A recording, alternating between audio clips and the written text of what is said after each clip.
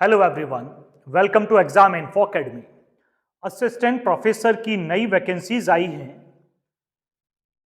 ये जुड़ी हैं मध्य प्रदेश से। Madhya Pradesh public service commission ने निकाली हैं, तो सर्टेनली ये राजकीय महाविद्यालयों में रही होंगी, जैसे कि उत्तर प्रदेश में होता है, या हो सकता है थोड़ा प्रावधान थोड़ा अलग हो, लेकिन गवर्नमेंट की ही है और मध्य प्रदेश में ही पोस्टिंग मिलेगी। और नंबर ऑफ वैकेंसीज हैं 1930, 1930। उत्तर प्रदेश से काफ़ी ज़्यादा है, जो कि माध्यमिक, जो कि यूपीएससी ने निकाली थी। ओवरऑल क्राइटेरिया क्या होगा, एज क्या होगी, फॉर्म कौन कौन भर सकता है, विषयवार पदों की संख्या कितनी है, इन सब के बारे में हम बात करेंगे। कल की ही खबर है, आज से ही आप फॉर्म फिल कर पाएंगे। यह है मध्य प्रदेश लोक सेवा आयोग ने असिस्टेंट प्रोफेसर के 1930 पदों पर भर्ती निकाली है। इस भर्ती के लिए mppsc.mp.gov.in वेबसाइट है, आप देख सकते हैं, या मैं हाईलाइट भी कर देता हूं ताकि समस्या ना हो। mppsc.mp.gov.in या mponline.gov.in पर जाकर आवेदन कर सकते हैं। ऑनलाइन आवेदन की अंतिम तिथि 26 मार्च है। यही मंथ है, 26 मार्च है। आगे बढ़ते हैं। उम्मीदवार संबंधित विषय में पोस्ट ग्रेजुएट और यूजीसी सेट या नेट भी पास होना चाहिए। इस भर्ती की परीक्षा तिथि 1 जून 2025 है, 1 जून में है। एडमिट कार्ड 23 मई 2025 से जारी किए जाएंगे। सब चीज़ें उन्होंने पहले ही बता दी हैं।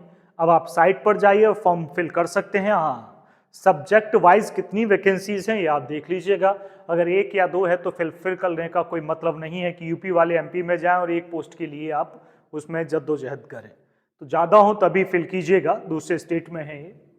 विषयवार पदों की संख्या, बॉटनी 190 पद हैं, क्लियरली नजर आए, काफ़ी ज़्यादा हैं, आप इसमें फिल कीजिएगा, जी भर के फिल कीजिएगा। बॉटनी 190, केमिस्ट्री 199, 200 ही मान के चले, एक ही पोस्ट कम है।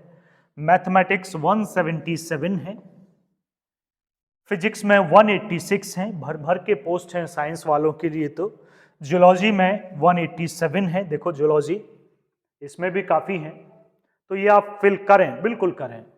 हिंदी 113 पोस्ट हैं, पॉलिटिकल साइंस 124 हैं, इकोनॉमिक्स 130 हैं, इंग्लिश 96 हैं, हिस्ट्री 97 है। ये भी काफ़ी हैं। ह्यूमैनिटी वाले, आर्ट वाले भी आप अप्लाई कीजिएगा। कम होंगी तो हम बताएंगे, भाई अपना देख लो, अगर आप एमपी के हैं तो फिर तो अप्लाई करो, अदरवाइज तो फिर थोड़ा मुश्किल होगा।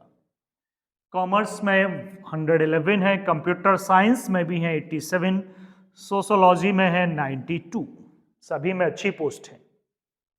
ये अच्छी ही होती है इस लेवल पर, हजारों नहीं आती। ज्योग्राफी 96 है, कंप्यूटर एप्लीकेशन 7 है, यहाँ थोड़ी कम है। अब उर्दू की 3 ही पोस्ट हैं, स्टैटिक्स की 8 पोस्ट हैं, जियोलॉजी था पहले, ये जियोलॉजी है, ये 15 है।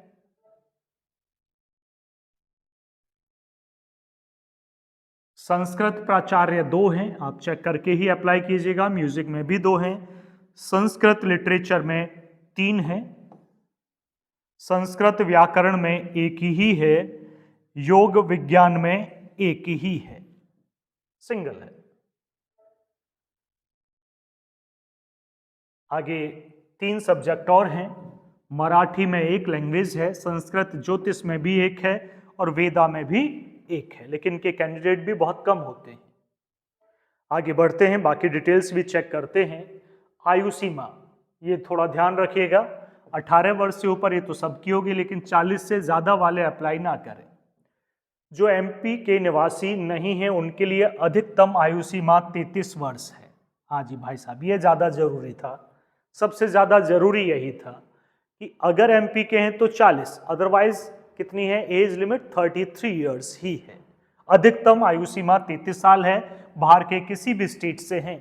ये जब कर देते हैं, बड़ी कम आयु सीमा कर देते हैं, बच्चा बीएससी ग्रेजुएशन करेगा, पोस्ट ग्रेजुएशन करेगा, पीएचडी करेगा या तो फिर वो नेट देगा, तो उसमें काफ़ी समय भी निकल जाता है। 33 में किसी के पूरे हो जाएं, ऐसे बहुत कम कैंडिडेट होते हैं, इसीलिए अदर स्टेट जो स्टेट है अदर स्टेट के कैंडिडेट ना इसलिए ऐसा करते हैं, अदरवाइज आयु सीमा सबके लिए बराबर होनी चाहिए थी। हाँ, आप रिजर्वेशन अपने स्टेट वाला ले सकते थे, लेकिन ये आयु सीमा इक्वल रखी जाए तो बेटर था। योग्यता वही है, पीजी हो 55% के साथ 55 और यूजीसी नेट सेट वो सब पास हो या फिर पीएचडी हो। पीएचडी के अपने रूल्स एंड रेगुलेशंस हैं, वो आप चेक कर लीजिएगा। 1 जुलाई 2009 से पहले पीएचडी में पंजीकृत उम्मीदवारों को नेट या सेट से छूट मिलेगी। वेतनमान आप जानते हैं वही है, पूरी सैलरी है, गवर्नमेंट की है, 57,700 रुपये प्रति माह वेतन बैंड है, ये दिया जाएगा। चयन प्रक्रिया ये भी बच्चे पूछते हैं क्या है, तो पहले लिखित परीक्षा है और फिर इंटरव्यू है। पहले लिखित और फिर इंटरव्यू। आवेदन शुल्क है 500 रुपये।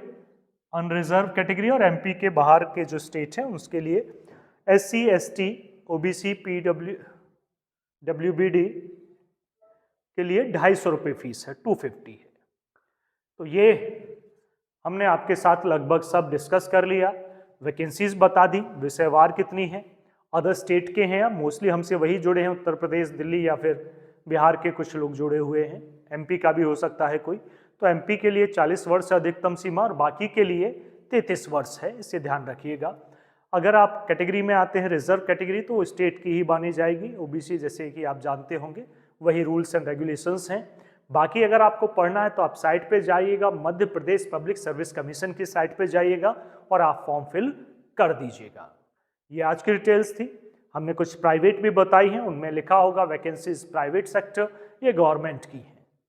तो आप जाइए, फॉर्म को फिल कीजिएगा। लास्ट डेट भी मार्च में ही है, तो जल्दी से जल्दी आप फिल करें अगर आप जाना चाहते हैं। वैकेंसीज कम नहीं है। अगर आप एमपी के हैं तो ये मान लो कि आपकी चांदी है।